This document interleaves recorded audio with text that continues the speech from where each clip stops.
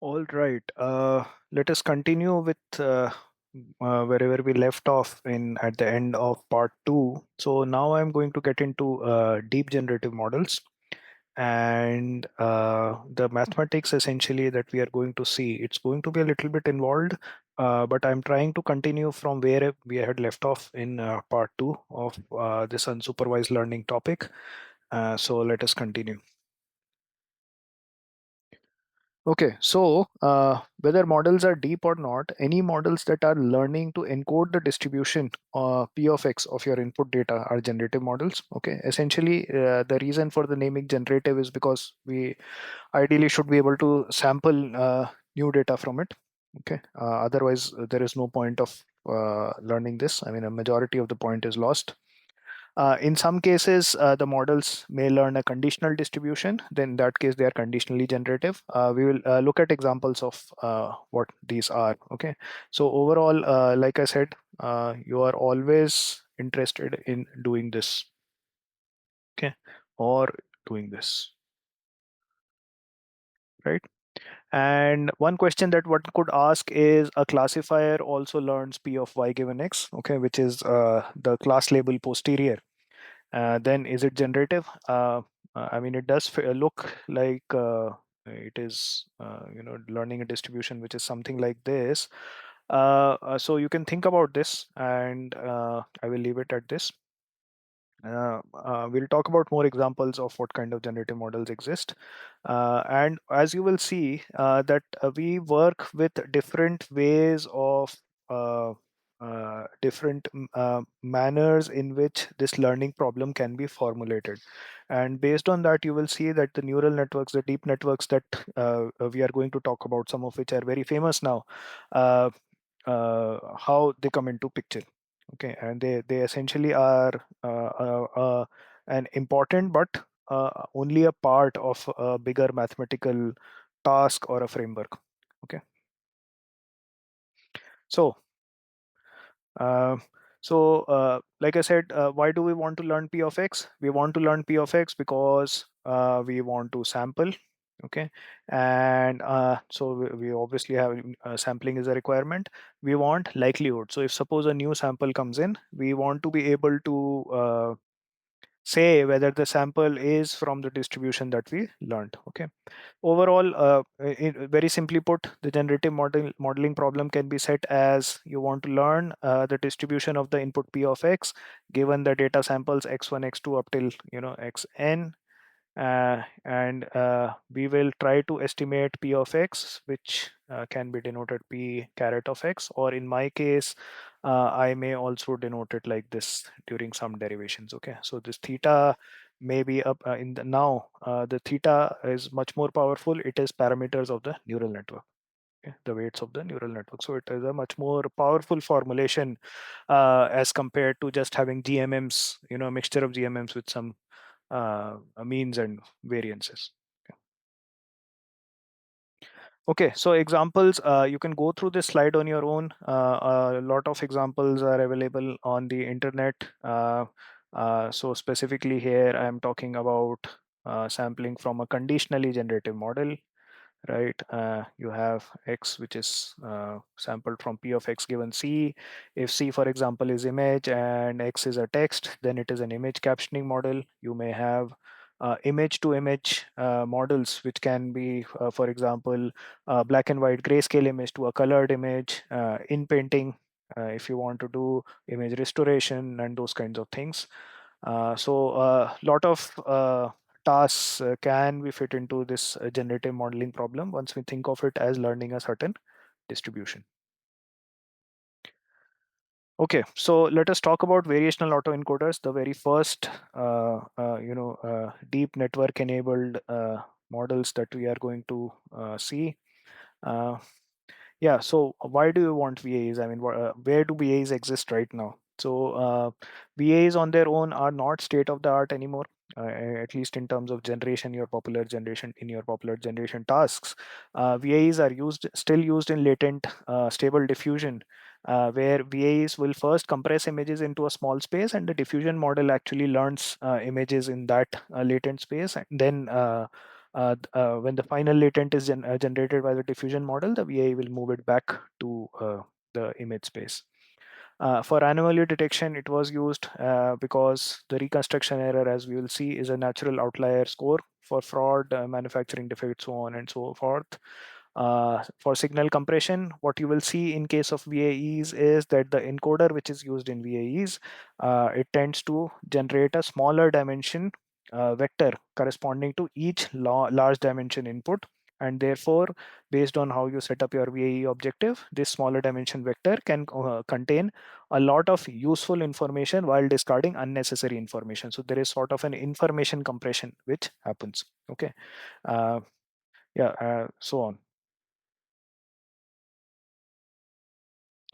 Okay, so let us talk about VAEs, and I'll just quickly do a recap of what we had done in GMMs and expectation maximization.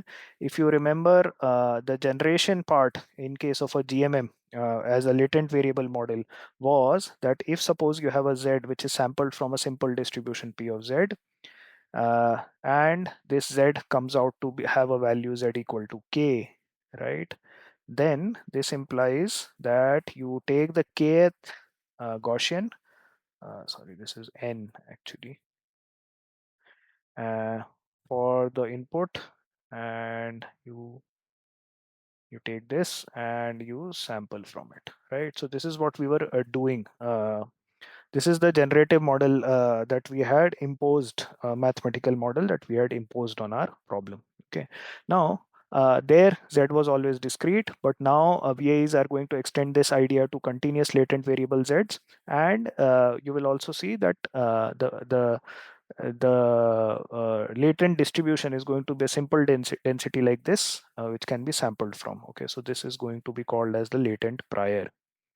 Okay. Now, about terminology, VAEs are called variational because the optimization objective here, reaching that, involves calculus of variations, and they are autoencoders because you will see that there is a reconstruction loss. So whatever is input has to be outputted, and you try to match it with the input. Okay. So let us look at the mathematics uh, quickly. So you are given a data set with n samples, okay, from the input space, and we want to be able to estimate p of x. Let us say that our estimate is going to be p of x given theta, with theta being the parameters. So I can write the complete data distribution as p of x comma z given theta, right? So we talked about complete data in case of GMMs, and I marginalize out z to get this thing. Log is common on both sides, so I'm only doing a marginalization of a joint distribution, right? Now, obviously, this integral, we know nothing about it. There is no way to compute it. I mean, if we did, then it's just straightforward to marginalize and get p of x given theta, but we don't know. Okay, but also we also don't know anything about p of z as of now. Okay, while we are formulating the problem, but let us suppose that there is a distribution which explicitly depends on x. Okay, in our GMMs, we had not made this assumption, but let us suppose now it depends on x, and this is easy to sample from. Okay, so you can easily do this. Okay, how we will do this, we'll come to this later. Let us first do the formulation. Okay, so now in the above equation, the only thing that I'm doing is I am multiplying and dividing by qz given x. Okay, and therefore if you just look at this quantity, okay, you will see that this is nothing, this along with the integral, sorry, undo, right? So along with the integral, you see that this is an integral with respect to a distribution, okay, of a certain quantity, this one b. Okay, so this is basically an expectation with respect to q of this quantity b. Okay, now with Jensen's inequality, you can write it like this: expectation can come out because of this inequality, and it becomes log of b. And that is what I have written on this side. Okay, so now again, if you look at this first quantity, if you look at this last quantity, the first quantity is log of likelihood, the last quantity is a lower bound on that because of this inequality in this direction. Okay, so again we have come to evidence lower bound. This is the evidence, this is the lower bound on the evidence. Okay, what we would like to do is we would like to increase this so that this inequality becomes equality, and then maximize this part. This will be computable, is what we will see. Okay. So now we have actually already derived VAE objective. I'm just rewriting the equation in the last slide with explicit expectation here. Okay. And what I do is whatever is there on the RHS is the elbow. I will simplify this elbow to write this. This should be straightforward once you split out this joint distribution and introduce a KL term. Okay. So once you do this, you now have two terms which are exactly the VOE objective. So all that VA is doing is it is constructing an elbow to our data log likelihood, and it will have a mechanism to maximize that elbow using neural networks. Okay. So now VAE, this optimization objective is simple. That's fine. VAE, vanilla VAE makes some simplification assumptions. Okay. First of all, uh, your latent prior, this P of Z, okay, it won't be a function of theta, it will just be your standard normal distribution. Then where do the neural networks come in? So you will see that Q of Z given X. Okay, so when you say Z given X, right, you are moving from X to Z, right? So this is what happens to be the encoder neural network, which converts the input data sample X to Z. Similarly, you have P of X given Z. It is a decoder neural network, okay, which will take a certain sample from the latent space. Remember that Z is distributed as this simple standard normal, so creating Zs should not be a problem. And you feed it to this new neural network and you get meaningful X's. Okay. Now the whole idea is to now use this objective, okay, to train for this Q of Z given X and P of X given Z. Okay. So let's move forward. Okay, so I'll just explain these terms further. Okay, we call this first term as the reconstruction term. Okay, the way this reconstruction term works is for a given sample X, you encode it to Z. Okay, then pass that latent through the decoder. So you encode and decode. Okay, and then whatever you get at the output, you minimize the mean squared error with respect to the input. So uh, uh, putting it simply, it's going to be like this. In fact, that's shown in the figure there. So your Xi is passed to an encoder network to get Zi.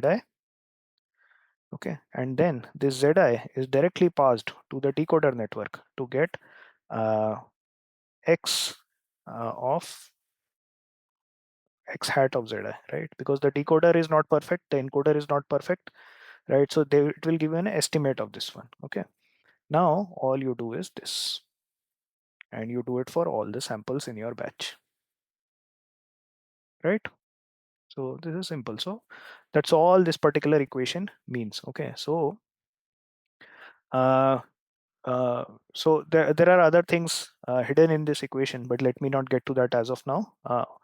You will see that when you write it in computable terms, this is going to be just this xi, x hat zi, and you sum it over all I in your batch. Okay. So this is going to be your reconstruction error.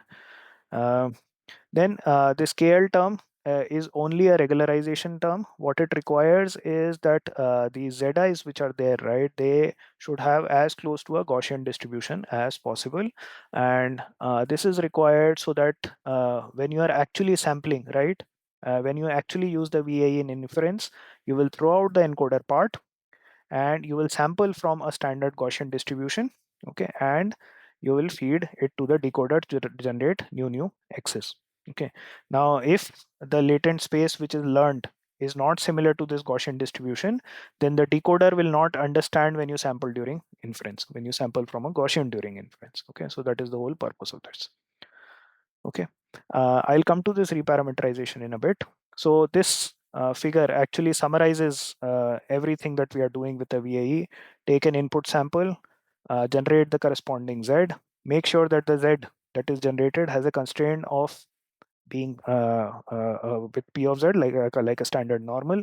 Okay, so this constraint is going to feed into the encoder to update its weights, and then have a decoder which is going to try and reconstruct the same input using the reconstruction error. Okay, a bit that you will hear about VAEs is called reparameterization. Okay, now because once this loss is computed, the reconstruction error, and once this regularization loss is computed, right, you need to back propagate the gradients. Okay, and what happens is, I guess the simplest way to say this is that when you have sampled a z, right, okay, whatever gradient is coming, you don't know in which direction to move this output. Okay, because this z was sampled from a distribution, right? So there is no way for you to, in a straightforward manner, uh, move the gradients back. Okay, so because of that, what we try to do is that we ask the encoder network, okay, to only generate the mean and variance of the z distribution. So you ask it to generate the mean and variance, okay, and once it generates the mean and variance, you take a Gaussian normal, okay, and you shift this one. Okay, so now obviously ideally, if everything works out well, right, this mean is going to be 0, this mean is going to be identity, right? So z is directly this one. Okay, but you have two competing terms here, one which requires a reconstruction, so you should have unique z for every input audio, input image. Okay, but at the same time you want these to be close. Okay, so this reparameterization is something that you will hear in VAs pretty frequently, and that is because you want the gradients to move backwards, but because z has been sampled from a distribution, right, it cannot in the standard formulation this gradient cannot move backward. So reparameterize it like this. So when the gradients come, they will move backward towards the mean, into the mean and the covariance. Okay. Yeah.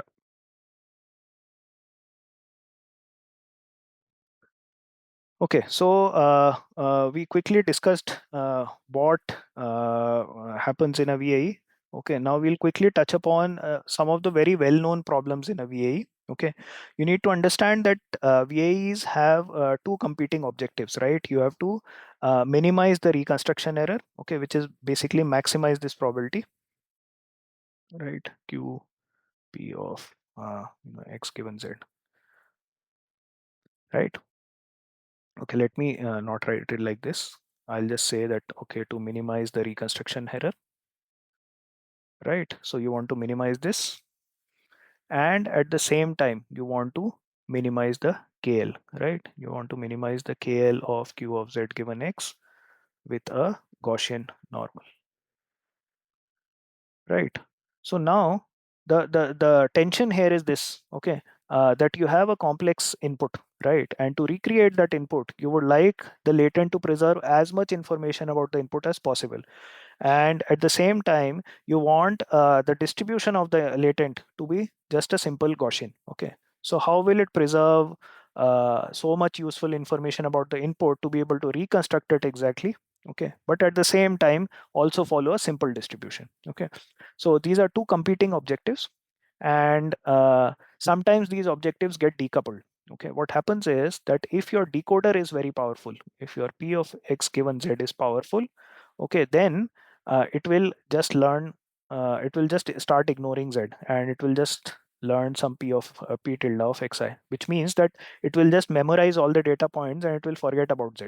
Okay, so this thing comes out to be 0. Okay, then at the same time it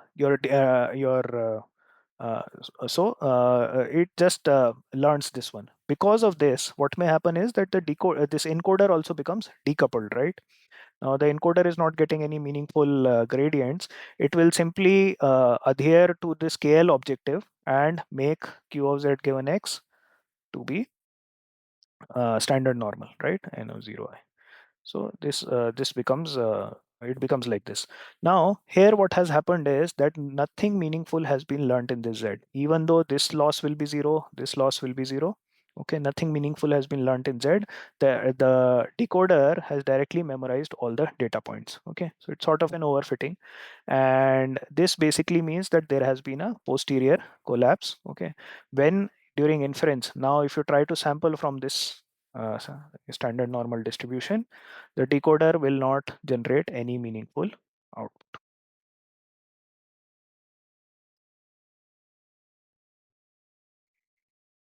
Okay, so we've talked about variational autoencoders. They extend the GMM idea to continuous latents, and they actually maximize elbow using a neural network parameterization now. Okay, the training objective of VAs is just the elbow, which can be reformulated into a reconstruction term and a KL divergence term. So reparameterization is done to make sure that the encoder is differentiable. Okay, and we talked about two failure modes. In fact, I just touched upon one failure mode, which was posterior collapse, which means that the decoder ignores the latent. Okay, uh, and just memorizes the input data samples. The other is blurry samples, and this comes from the reconstruction term. Okay, if you understand. Because we are using mean squared error, anybody who has worked in images, right, whenever you try to learn mean square error for input images, right, it has an averaging effect on the output. Okay, and because of that there are blurry samples which are generated. They are not as sharp as recent state of the art models. Okay, so the strength is obviously an explicit latent space, and the training is stable. Within the latent space also you can have some meaningful latents which are learned, okay, which may correspond to certain properties of the input, so you have the power to do that. Okay, and the weakness is obviously the samples are not the best, not the state of the art, but VAs were one of the earlier ones which had this stable manner of maximizing elbow. So yes, we have already talked about application of VA. Okay, let's move on. Okay, we'll talk about GANs, generative adversarial networks. All right, so yeah, so let us talk about GANs, generative adversarial networks, and you might have already seen GANs in operation in some form or the other. We have StyleGAN and this very specific website, which is result of a very specific formulation of GAN with a lot of improvements. So this person does not exist.com has very photorealistic photos, and it's difficult to find figure out that these are actually machine generated, not actual people. You have GAN style generators in deepfakes and face swap apps. You have image to image translation, again, style transfer, those kinds of things, photo improvements. Uh, they require GANs. An important functionality for most of these models, including GANs, is augmenting existing real data sets for applications where real data sets may be very small. So again, the idea here is to learn P of X, okay, but we do it using a different approach, okay, and that approach can simply be put as learn by comparison. Okay, so you produce certain samples and you figure out, you have a critic or a judge to figure out whether they look real or not. Okay, so the judge will have access to real samples as well, and we will spend some time now in trying to define what all of these things mean. Okay, so GANs can be seen as implicit generative models in the sense that they generate data directly. Okay, we do not actually specify P of X or have any mathematical formulation which tries to maximize the log likelihood or some formulation of P of X given the data. Okay, like I said, they do not model log likelihood. Instead, they work on two fundamental principles, fundamental ideas which exist in probability and statistics. One is learning and by comparison. Okay, so if you are given some real data, if you are given some fake data or synthetic data. Okay, can you compare between the two? So you will need a comparison function. You will need a mechanism to say, just based on samples, whether they come from the same distribution. And transformation of random variables. This is something that anyway exists even in diffusion and flow models. Okay. Uh, so I'll just quickly talk about transformation of random variables, which you may have seen in your probability courses. If you have a random variable or a random vector which is sampled from a distribution Q of Z, you can, and if suppose you transform it, right, using some transformation g theta of Z, then you should be able to write this, right? You should be able to write that P of X is given by some. So now I'm writing it explicitly. Okay, let me not write because I have used Q there. P of X is essentially Q of g theta inverse of X, right? Which is basically just Z into some d by dx of. So essentially there is a relationship which exists between uh, the densities of the output random vector and the input random vector. Okay, so the idea here that we try to apply is that you take a random vector which can be sampled from a simple distribution, so it's easy to sample from that simple distribution, and also uh, operate on that simple distribution, and you continuously apply transformations till you achieve the distribution of choice, right, or the data till you match the data distribution. So this is something that will happen, you will see many times in different formulations. Okay, so let us talk about the other idea, the learning by comparison. Okay, so usually you will see that parametric or prescribed models like GMMs, where you have a certain parametric formulation. So you have Gaussians with some means and variances. So that's a parametric formulation. What you do is you learn the parameters theta by fitting on data samples. So in our case, fitting means maximizing log likelihood. But in implicit models, right, they will iteratively generate data and compare with given data samples. Okay, they will not do any fitting business. Okay, now because we do not have a formulation like p theta of x or p of x given theta, right, we cannot minimize KL divergence and so on, right? We do not have any.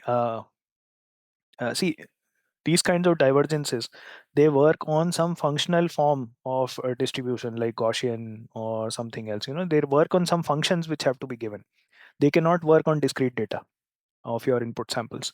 So you cannot minimize this. Okay, and what GANs can do, for example, or these kinds of models can do, is they can provide samples. So GANs can generate some samples. Now it is up to you to compare them with real samples. Okay, and here comes the challenge, right? Like I said, most divergences or distances, they are between distributions and they cannot be computed with just samples. Okay, so the idea is we want to compare real samples with fake samples or synthetic samples.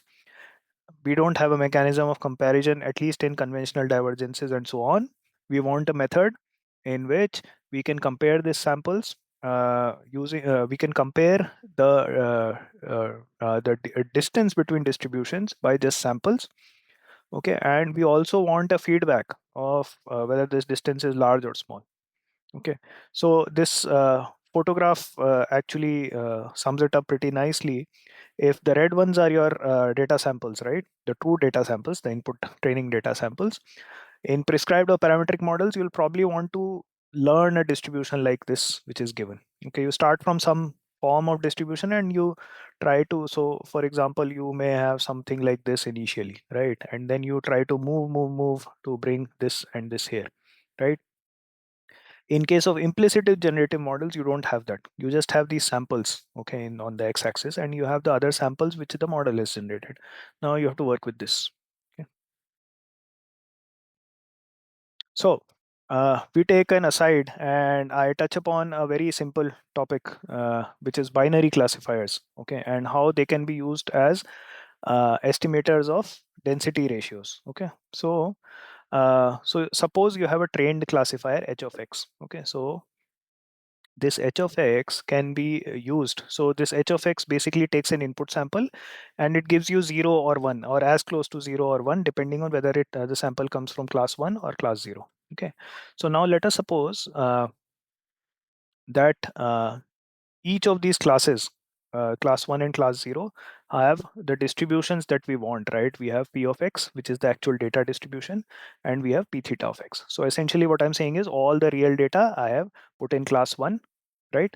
And all the synthetic data I have put in class 0. Okay, so this is the assumption that I've made, that p of x is basically all the data in class 1. So all samples from p of x, which is the real, this one, we already have these samples even though we don't know p of x, and all samples from p theta of x, okay, are put in class 0. Okay, and since we have the same number of samples in both, we can just make the assumption that prior is 0.5. Okay, so now look at the ratio of the real samples to the synthetic samples. Okay, I'm writing it as class conditional densities, p of x given y, and so on, and then I am applying Bayes rule. Okay, and I get, after Bayes rule, I get this posterior because p of y, the priors are both 0.5, and uh, this essentially is what h of x is, right? Your binary classifier h of x is actually learning this, right? Probability that y equal to 1 given x, right? This is what it learns with sigmoid. So this can just be written as h of x upon 1 minus h of x. So what does it tell us? If I'm given an x input sample, I can pass it through an h, okay, and it will, and I compute this, right, this quantity, and this is going to be equal to my ratio of real data to synthetic data, right? So this is what we have found. Okay, so now this is nice, right? We are, just by using samples, right, we are able to tell something about the densities, the ratio of their densities, right? So if for a certain sample, right, this ratio is high, it means that probably this one is much or too small as compared to this one. Okay, so it is, so the sample that you have given is likely under real data but very unlikely under synthetic data, right? Something like that. So now, so this is nice, but is the ratio enough? Okay, mathematically, strictly speaking, is the ratio enough for you to just compare samples and also learn how to generate closer and closer, better and better samples? So this is a natural question to ask if you are strict in all these questions. So what can be shown actually is that when you use a binary classifier like this, which has been trained properly, or an optimal binary classifier, okay, that computes a divergence which is known as a Jensen-Shannon divergence. Okay, so now we have two distributions, p of x, which is unknown, and for the sake of this explanation, we have taken p theta of x, okay, where p of x is the distribution of all your real data, so all this data set, and this is the synthetic data, so maybe d of s, right? So now uh, when you use density ratio estimation, okay, on these samples, right, what it does is that it computes using a binary classifier. What it does is it actually computes the distance or divergence between these two distributions. Remember, this is not KL divergence, it's a mean of two KL divergences, and that too not with directly with respect to these distributions, but with respect to their averages. Okay, and KL divergence is not symmetric, so these two are different anyway. Yeah, so that is nice, right? You actually have a certain distributional divergence being computed by just estimating this ratio using an optimal binary classifier. So the word optimal is very important here. It will become obvious later. So now, so like I said, once an optimal binary classifier has been attained, okay, it computes the Jensen-Shannon divergence between the two distributions p of x and p theta of x. But note that when we train again, okay, or when we start, for example, while training again, in fact, we haven't even gotten to the GAN objective, we will not have an optimum classifier. Okay, we just have data samples. Okay, so what we do is we try to learn an as good as possible uh, uh, optimum classifier, okay,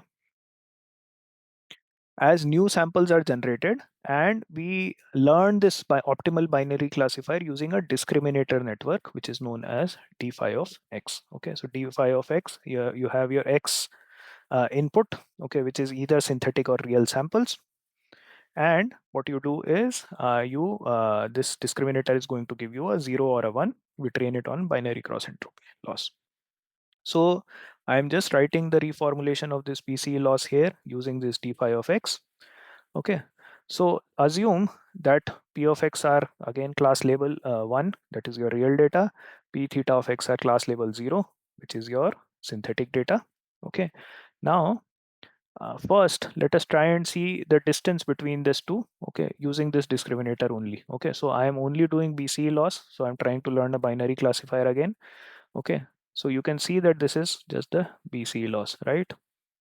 When your data is sampled from p of x, so when y is 1, this quantity is going to be high, this will be 0.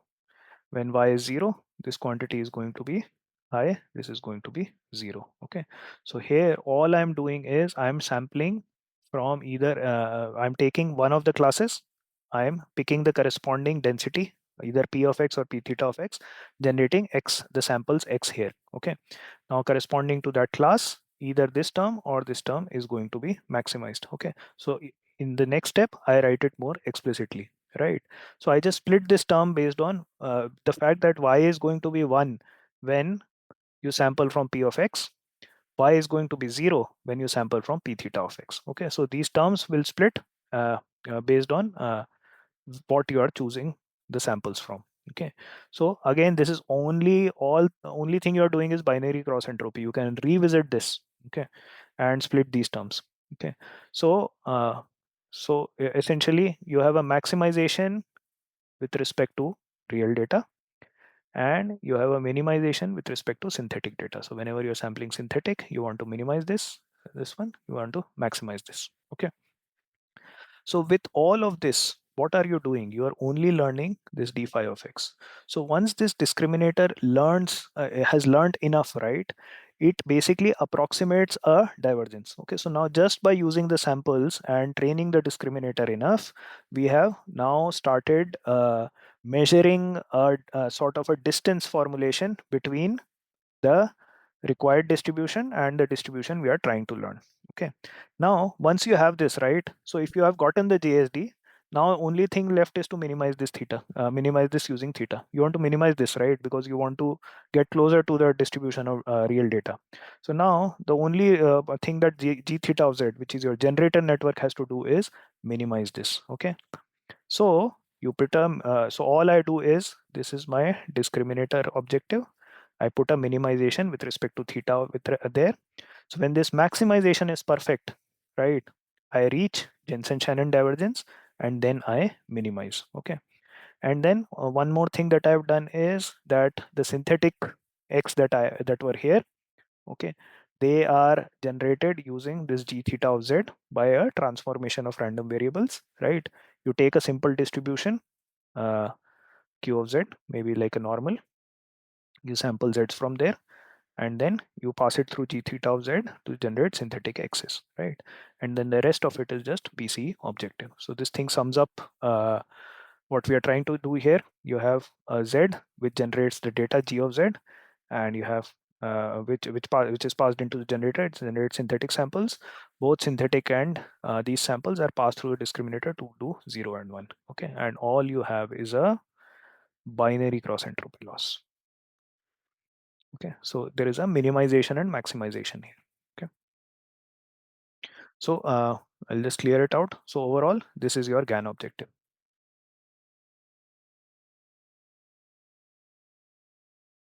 Okay. Okay, so you can you can go through this slide as an example of what is happening. Okay, so g theta tries to g theta, when it is getting proper feedback, which is a proper gradient, it tries to generate samples as close to the real samples as possible, and it is d phi's job to figure out how close they are. If d phi is able to do its job well, the discriminator, okay, it will say that these samples are not at all close, and it will send a ideally it is supposed to send a good gradient signal for the generator to learn. Okay, at the equilibrium, these become indistinguishable, and the loss is going to take a certain constant value, where the discriminator is not is basically just stuck at zero point 0.5. Okay, so now obviously there is a stability issue, and a lot of people explain it very in many different ways. There is a min max objective, and I think based on what I try to explain, you may also have figured that uh, so we will talk about the issues in GMM training a bit more in detail, but overall you can see that essentially as the discriminator trains, right, the objective that the generator is supposed to achieve keeps on changing. Okay, and because of that, you can think of it as a generator trying to learn an objective which is ever changing, and that is the source of tension which is there. Another way of looking at it is also the fact that if the discriminator is strong enough, it although it becomes an optimal binary classifier and therefore measures the Jensen-Shannon divergence, a very strong discriminator will always give 0 and 1 and will have meaningless gradient feedback for the generator to learn, so the generator never learns. Okay, so there are many ways that this tension between the generator and discriminator manifest, and that is why GAN training becomes difficult to stabilize. So we'll talk about this later, and there's also one of the failure modes in GAN where the generator finds one of the modes of the input data and keeps on generating from that mode. And the discriminator, although it is fine with it, the discriminator says that yes, these are nice. Okay, because they exactly overlap the real data, but in fact the other modes of the real data are being ignored. Okay, and that has also got to do with the fact that we are measuring the Jensen-Shannon divergence. Okay, so the way I had derived the original GAN objective, okay, the discriminator maximizes the binary cross entropy. Okay, and like I said, uh, maximizing this would mean that an ideal discriminator is measuring the Jensen-Shannon divergence. Okay, but this is not the only loss objective that the discriminator can maximize. It can be shown that an optimal discriminator which maximizes a certain different loss, okay, is measuring a different kind of divergence. Okay, but the core idea tries to be the same. The discriminator is a measure of distance. Okay, and the generator takes the feedback from the discriminator and tries to minimize it, minimize the distance. Okay, so challenges in GAN training. We'll talk about this in more detail now. So, like I said, this is an adversarial game. Two networks are trying to minimize and maximize the same objective at the same time, and this leads to convergence issues in GAN. So, I'm talking about two convergence issues. One is vanishing gradients. Okay, we expect obviously we would like the generator to be trained on a meaningful divergence, right? This is what we have always done, and therefore we expect that the discriminator is good so that it actually measures divergence, not some loose quantity. But the problem is that initially, even in the training or even later on, if the discriminator is good enough, okay, it will easily distinguish real and fake samples. Okay, and it will give a very strong 0 or 1 as a class separator, right? And therefore these strong saturated zeros or ones are not going to give you a useful gradient to the discriminator. Okay, so this is something that can be seen in this plot here for the samples, sorry, for the samples which are generated by the generator. Okay, the discriminator in case of uh, for example in the standard minimax, what you see here, right, you see that the discriminator barely gives any gradient. You see the blue line. Okay, it gives a bit of a gradient over here, but beyond that, nothing is there. Okay, whereas when we convert it to a much more reasonable heuristic, right? So what we want is that uh, there has to be some meaningful gradient in this region, right? which is where the discriminator is exactly able to say that, okay, the output of the generator is actually class 0, which is synthetic samples. So we see that you have to basically change the heuristic to convert to this kind of a non-saturating loss. So remember that this used to be 1 minus d phi of g theta, okay, which has become minus of log of d phi of g theta, and that gives a much more meaningful uh, gradient signal over here. Okay. So this is one way where we can receive meaningful gradients from a discriminator, which is also which is strong. We can also restrict the capacity of the discriminator, for example, by regularization.